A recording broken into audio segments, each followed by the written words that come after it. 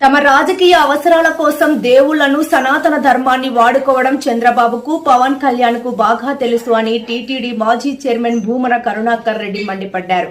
తాజాగా తిరుమల పర్యటనలో సీఎం చంద్రబాబు చేసిన మాటలకు భూమన ఘాటుగా బదులిచ్చారు. ఒకవేళ దానిని రద్దు చేసి జనరల్ ఫండ్ లేకి మారిస్తే జీఎస్టీనే దాదాపు 60 కోట్ల రూపాయల భారం పడేటువంటి ప్రమాదం ఉన్నదని గ్రహించిన తరువాత శ్రీవాణి ట్రస్ట్ గురించి ఒక్క మాట మాట్లాడడం కూడా మానేసినారు.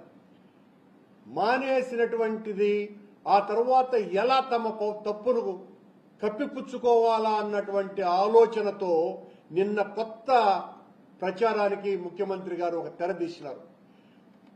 ఆలయాల అవసరాన్ని గురించి భక్తులు చాలా చోట్ల నుంచి తనను అడుగుతున్నట్టుగా ఆ ఆలయాల నిర్మాణం కోసమని వెంకటేశ్వర ఆలయాల నిర్మాణ నిధి ట్రస్టు అన్నదాన్ని కొత్తదిగా ఏర్పాటు చేస్తాము అని ముఖ్యమంత్రి గారికి ఈ సందర్భంగా గుర్తు చేస్తున్న విషయం, శ్రీవాణి ట్రస్టు యొక్క ప్రధానమైనటువంటి ఆశయమే దేశంలో ముఖ్యంగా మన రాష్ట్రంలో వివిధ ప్రాంతాలలో దేవాలయాల నిర్మాణమే. మా ప్రభుత్వ హయాంలో ఇప్పటికీ 3600 దేవాలయాలను శ్రీవాణి నిధుల నుంచే ఖర్చు పెట్టి నిర్మించి అక్కడ ఉన్నటువంటి స్థానికులకు అప్పగించటం జరిగింది.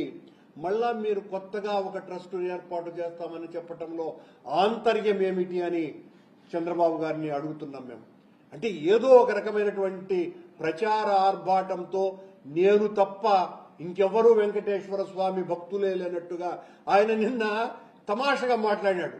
ఇంకొక విషయాన్ని, వెంకటేశ్వర స్వామి ఏపీకి వెంకటేశ్వర స్వామి, అరకు కాఫీ, కూచిపూడి నృత్యము ఈ 3 వారసత్వ సంపదలు అన్నాడు.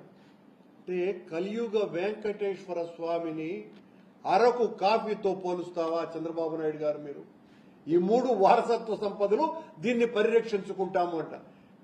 సాక్షాత్తు శ్రీ మహావిష్ణువే స్వయంభూగా తిరుక్షేత్రంలో ఆయన వెలసినటువంటి అత్యంత పుణ్యక్షేత్రాన్ని అరకు కాఫీతో పోల్చటము అంటే మీకు ఏ పాటి భక్తి ఉన్నదా లేకపోతే ప్రచార యావ ఉన్నదా అన్నది ఒక్క ప్రకటన ద్వారా స్పష్టంగా అర్థమవుతుంది. ఇవి నేనంటున్నా మీ విమర్శ కాదు, మీరు నిన్నన్నటువంటి మాటలు.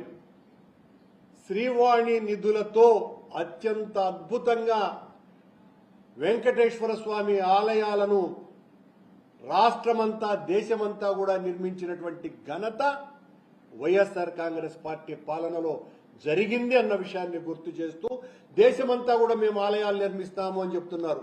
శ్రీనగర్లో ఆలయం నిర్మించింది మేము, బాంబేలో ఆలయం నిర్మించింది మేము, భువనేశ్వర్లో ఆలయం నిర్మించింది మేము, అదనంగా 3600 దేవాలయాలని ఇరు రాష్ట్రాలలో నిర్మించింది మేము అన్నటువంటి విషయాన్ని ఈ సందర్భంగా గౌరవనీయ ముఖ్యమంత్రి గారికి గుర్తు చేస్తూ, ఈ సందర్భంగానే ఆయన నిన్న మాట్లాడినటువంటి మాటలలో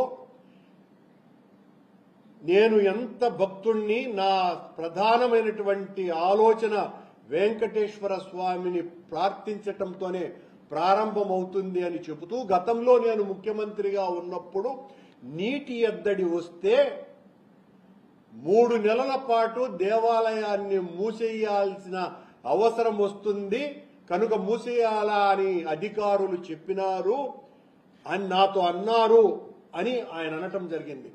మీతో ఆలయం మూసివేయాలని మీరు నియమించిన ఆ పనికి మాలిన అధికారుల పేర్లు మీరు చెప్పాల్సినటువంటి అవసరం ఉన్నది.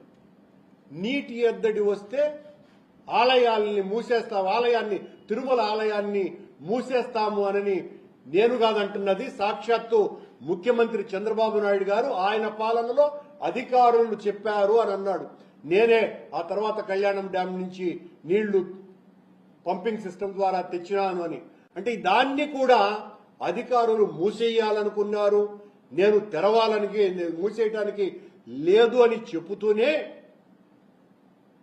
90 రోజులలో పూర్తి చేయకపోతే మిమ్మల్ని అరెస్టు చేయిస్తాను అని హెచ్చరించినారట చంద్రబాబు నాయుడు గారు. ముఖ్యమంత్రి గారు ఏ చట్టంతో మీరు అధికారులను అరెస్టు చేయిస్తారు? అంటే ఒక ముఖ్యమంత్రి నోటుకొచ్చిందంతా చెప్పేయటమేనా?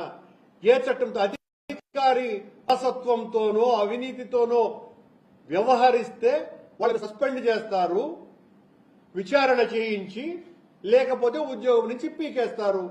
ఇదంతా కూడా చాలా పెద్ద ఎత్తున విచారణ జరిపిన తర్వాత చేసేటువంటి తతంగం. నేను అరెస్టు చేయిస్తానని చెప్పినానంటే ఏ చట్టం ఉన్నది? ఏ అధికారం మీకున్నది?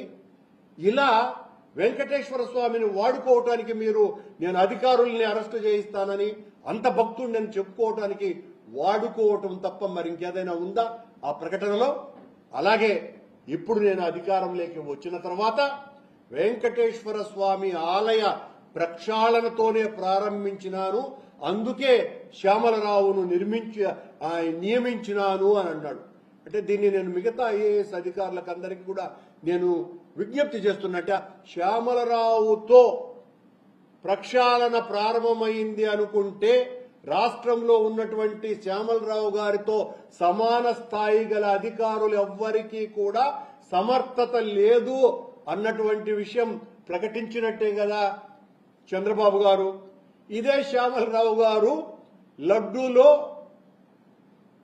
కొవ్వు అంటే జంతువుల కొవ్వు కలపలేదు అని ప్రకటన చేసినటువంటి వ్యక్తి కూడా శ్యామలరావు గారే. మరి